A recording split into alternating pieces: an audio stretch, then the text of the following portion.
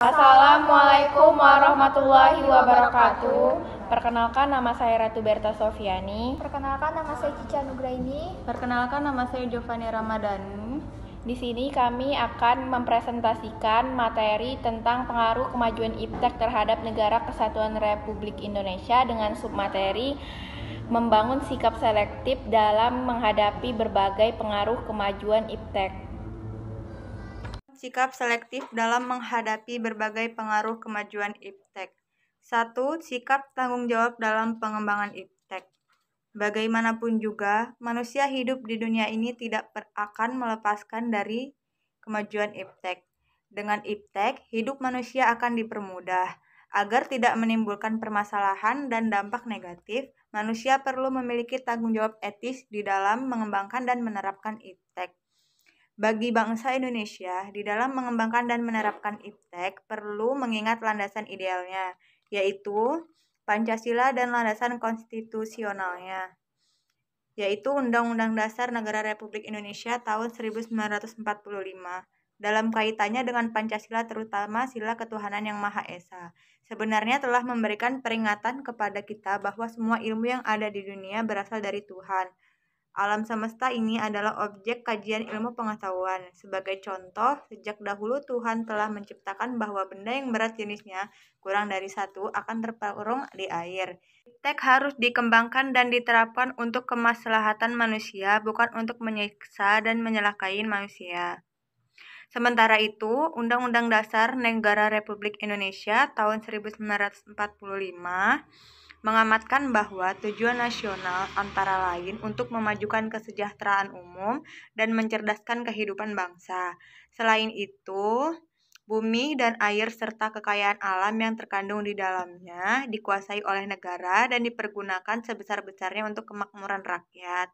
Untuk itu, upaya memanfaatkan dan mengembangkan menguasai IPTEK diarahkan agar senantiasa meningkatkan serta kesejahteraan masyarakat melalui pencepatan industrialisasi sebagai bagian dari pembangunan dan berkelanjutan dengan mengindahkan kondisi lingkungan dan kondisi sosial masyarakat.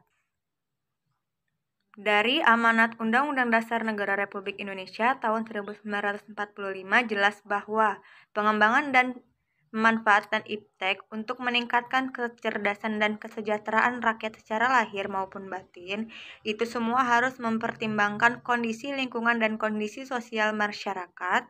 Itu artinya pengembangan dan pemanfaatan IPTEK di Indonesia tidak bebas nilai, tetapi harus mempertimbangkan lingkungan dan nilai-nilai sosial, kemasyarakatan, dan agama yang ada di Indonesia. Usaha pengembangan dan pemanfaatan IPTEK, setiap manusia Indonesia harus memiliki kearifan dan berpegang pada prinsip moral.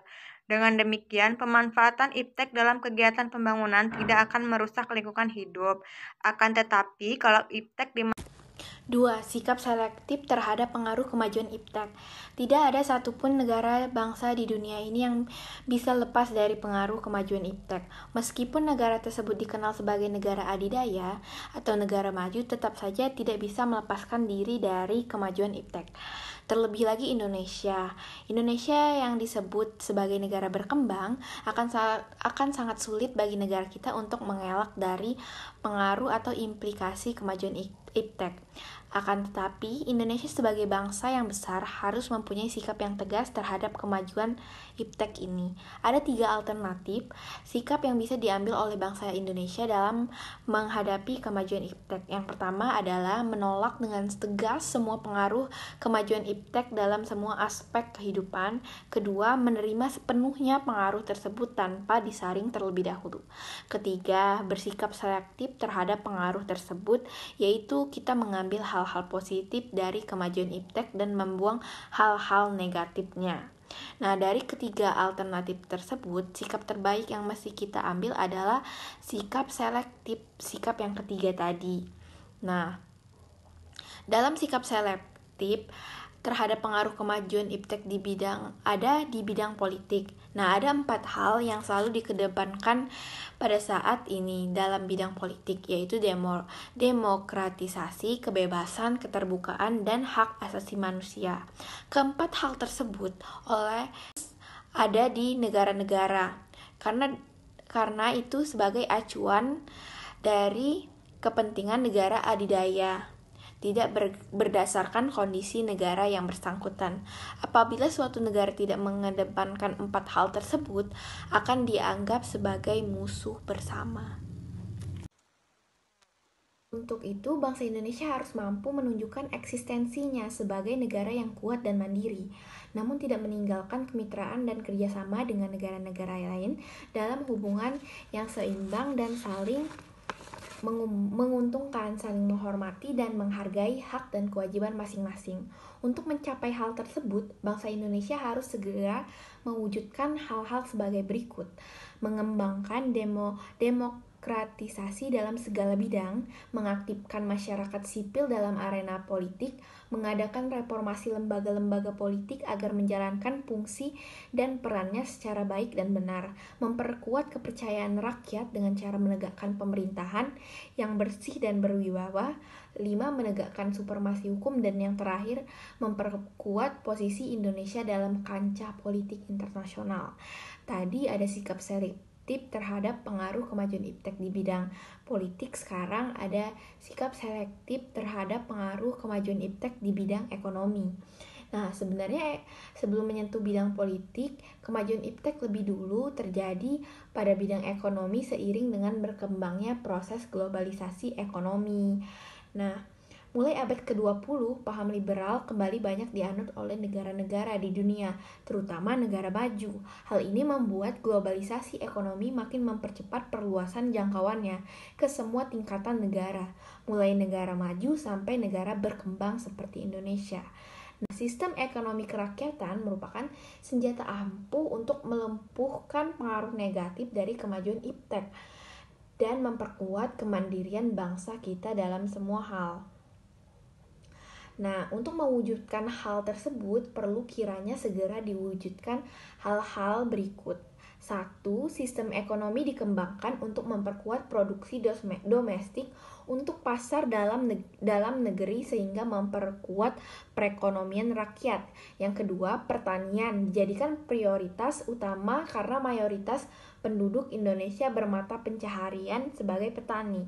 3. Industri-industri haruslah menggunakan bahan baku dari dalam negeri sehingga tidak bergantung impor dari luar negeri. Diadakan perekonomian yang berorientasi pada kesejahteraan rakyat, artinya segala sesuatu yang menguasai hajat hidup orang banyak haruslah bersifat murah dan terjangkau, tidak bergantung pada badan-badan multilateral seperti pada IMF, Bank Dunia, dan WTO. Dan yang terakhir adalah mempererat kerjasama dengan sesama negara berkembang untuk bersama-sama menghadapi kepentingan negara-negara maju.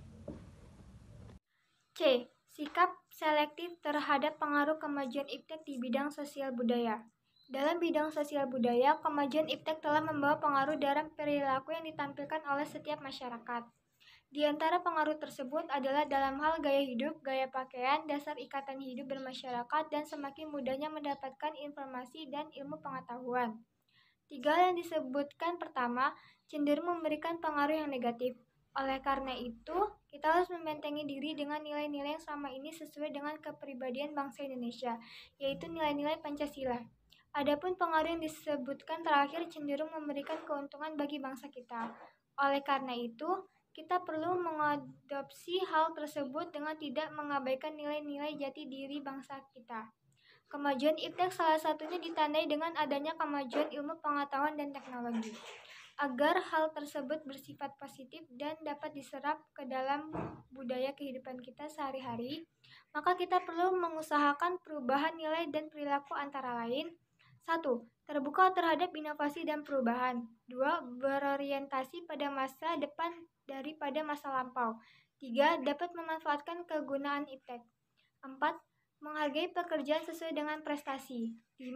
Menggunakan potensi lingkungan secara tepat untuk pembangunan berkelanjutan. 6. Menghargai dan menghormati hak-hak manusia.